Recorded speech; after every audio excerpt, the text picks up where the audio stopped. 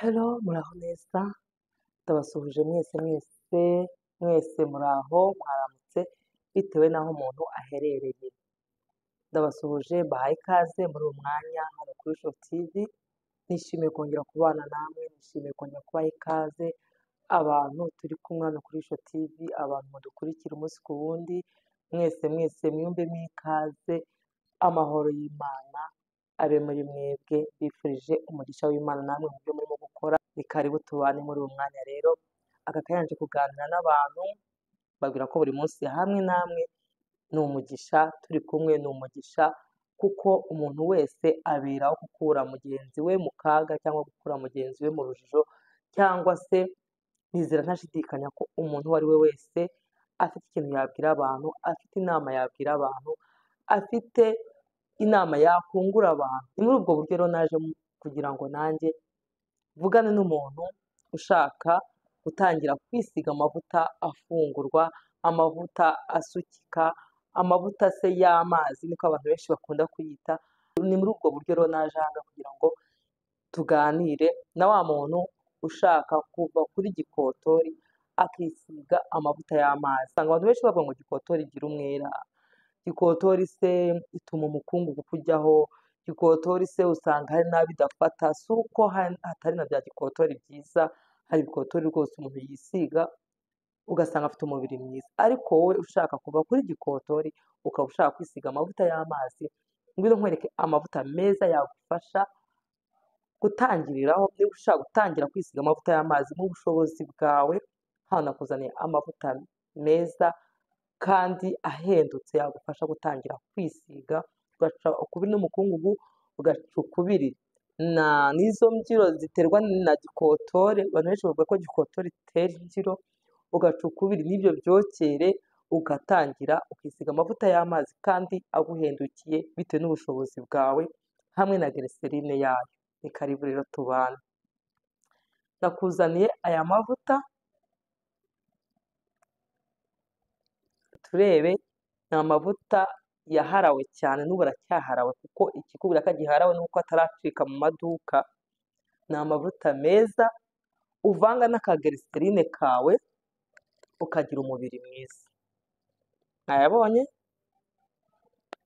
Ushobora kuvanga n'akaglycerine ka Mowabu ukagira umubiri unyerera, umuntu akajya yibaza amavuta wisize ni ayahe, kubera yuko ni amavuta agira uruhu rwiza runyerera, amavuta adahindura, amavuta niba uri natirere, ukaba uri igikara, ukaba uri shokora, ukaba uri inzobe, ukaba ushaka gutangira kwisiga amavuta, koresha aya mavuta bayita glycerine Suzana, ukavanga n'aka ka Mowabu cyangwa ukayavanga n'iyi glycerine ya Mara.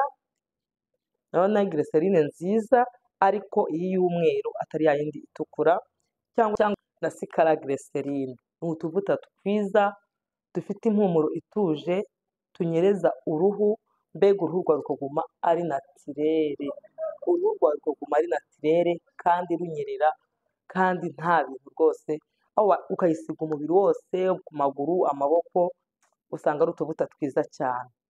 Rero ku muntu yenda utabashije kubona aya mavuta, cyangwa se utahise uyabona vuba vuba byihuse, reka nkurangire ayandi, reka nkuzanire ayandi. Ni aya mavuta ya Amara. Aya, niba uri umuntu ushaka gutangira kwisiga amavuta y'amazi, cyangwa se ukaba warabuze amavuta y'amazi yakubera meza, aya mavuta ndayagushimiye. Amara, iyi ngiyi ni fomeni y'abagabo, iyi ngiyi ni ay'abadamu cyangwa se abakobwa, nayo ni ay'abadamu cyangwa se abakobwa. Rero ni amavuta meza y'Amara, ndayagushimiye cyane. Hari n'ayandi aba mu icupa ry'icyatsi, nayo arahari, ariko aya mavuta ni meza cyane. Wowe ushaka gutangira kwisiga amavuta y'amazi, ndayagushimiye. Ni amavuta yisigwa n'abantu benshi, kandi ugasanga uruhu rwabo ruranyerera, uruhu rwabo nta kibazo rufite. Nayo glycerine yose wafunguza, yaba Zoe, yaba Amara, yaba Mowabu, yaba Sikara, nayo ndayagushimiye. Andi mavuta rero nayo nagushimira, ni amavuta bita sikara. Mwayabonye? Mwayabonye? Sikara nayo ni amavuta meza ari natirere, isigwa n'abagabo, aya ni ku bamama. Niba ushaka kugira ngo uruhu rwawe ruze rwongere rugire umwimerere, niba uri inzobe, niba uri igikara, niba uri imibiri yombi, sikara nayo ndayigushimiye. Niba ushaka gutangira kwisiga amavuta, ni amavuta adahenze kandi umuntu wese yabona ku giciro cyiza. Andi mavuta rero nanone nakuzaniye ni aya ngaya.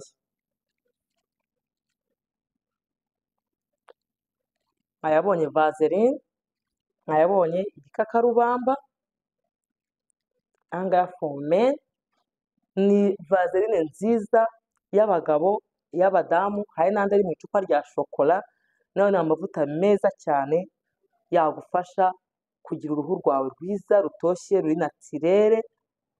Niba uri umuntu ushaka gutangira kwisiga amavuta, yenda igikotori cyakunaniye, yenda ayandi yakunaniye, aya mavuta nayo rwose ni amavuta meza ndagushishikarije. Waba uri umupapa, waba uri umumama, waba uri umusore, waba uri umukobwa, aya mavuta nayo ni meza. Nayo glycerine iyo ari yo yose wayifunguza, amara glycerine, pop glycerine, sikara glycerine, ndetse na zoe nayo ni glycerine nziza. Cyangwa reka mbereke andi mavuta meza nayo nabonye meza, ashobora kuba uruhu rwawe rwamera neza, rukanyerera, ukagira uruhu rusa ahantu hose. Ni aya mavuta bita Cosmo, amavuta yitwa Cosmo. Dore ngaya, ku bantu b'inzobe mwakoresha aya mavuta ya Cosmo, ukaba wayafunguza glycerine, yaba mowapu, yaba amara, yaba karoti glycerine, zose ni glycerine nziza zafungura aya mavuta ku muntu ufite mu maso hazanye nk'iminkanyari, cyangwa se mu maso harimo utuntu tw'udutashi, utuntu tw'uduheri, ushaka uruhu rwawe rukomeze ruri natirere. Ku bantu b'inzobe mwakoresha aya mavuta. Naho ku bantu b'imibiri yombi cyangwa se b'ibikara mwakoresha iyi Cosmo aloe vera.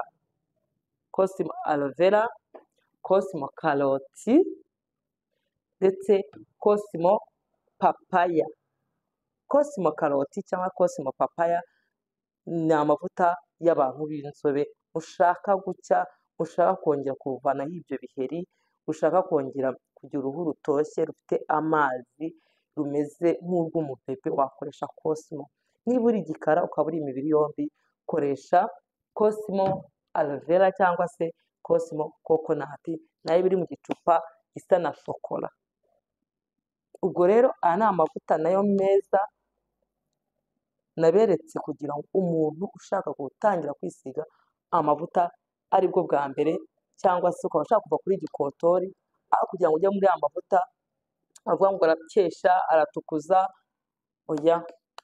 Aya mavuta ndayabakundishije, ndayabashimiye. Wowe ushaka gutangira kwisiga amavuta hamwe n'ayandi yose naberetse, mu bushobozi bwawe bitewe n'uko uhagaze, wabona amavuta watangira kwisiga, uruhu rwawe rukamera neza, uruhu rwawe rukagira uruhu rwawe rukanyerera, uruhu rwawe rugatandukana n'ibiheri, rugatandukana n'iminkanyari, rugatandukana n'amatashi, rugatandukana n'ibiheri byakize bigenda bizanaho utuntu tw'udusebe.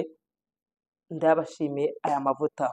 Glycerine rero nazo mwakoreshamo, harimo izi za mara, harimo mowa, harimo sikara, za zoe, za karoti, ni za glycerine nziza zituma uruhu rushayininga. Ariko niba ushaka kuma uri natirere, fata aya mavuta ufunguze iyi glycerine ya sikara, cyangwa se ufunguze iyi mowapu y'umweru, cyangwa se amara.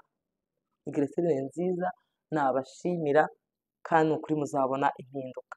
Wowe rero ushaka gutangira kwisiga amavuta, ukoresha amwe muri aya mavuta, kandi uzabona impinduka ku mubiri wawe. Niba utagishaka gukoresha gikotori, ushaka gutangira kwisiga amavuta y'amazi, tangira kuri ariya mavuta yose nakweretse. Mwakoze kubana nanjye rero, muri kumwe na Yvette Niyonkuru. Imana ibahe umugisha mwebwe mwabanye nanjye, Imana ihe umugisha umuntu wabanye nanjye uwo ari we wese, Imana ibagurire imbago, Imana namwe ibagirire neza, Imana ibarebe neza. Ni ukuri ndishimye cyane kuba mudukurikira umunsi ku wundi.